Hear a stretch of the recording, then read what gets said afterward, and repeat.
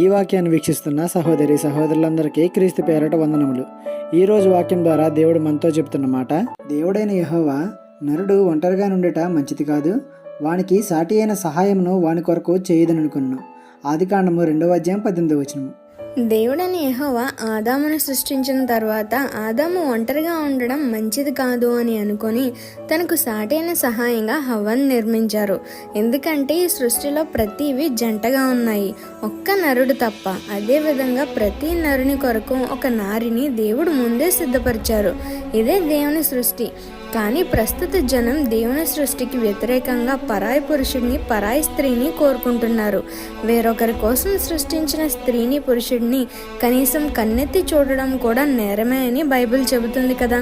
అయినా కూడా దేవుని నమ్మిన వారు సైతం సాతానుగాడు చేసే తంత్రాలకు లోనైపోయి వారి జీవితాలను నాశనం చేసుకుంటున్నారు.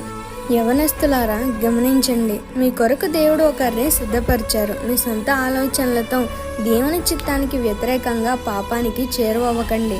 ఒకవేళ అటువంటి ఊబిలో కూరుకుపోయి ఉంటే వెంటనే దేవుని చెంతకు చేరండి. మీరు ఊహించిన రీతిలో దేవుడు మీ సాటిన సహకారిని సిద్ధపరిచి ఉంచారు. పాపాన్ని విడిచి దేవుని హత్తుకొని పట్టజాలనంత సంతోషాన్ని దేవుడు మీ జీవితంలో అనుగ్రహిస్తారు. కేవలం దేవునిపై మాత్రమే నమ్మకం ఉంచండి. ఈ చిన్న సువార్త పరిచర్యలో మీ సహోదరులు. God bless you. ఆమేన్.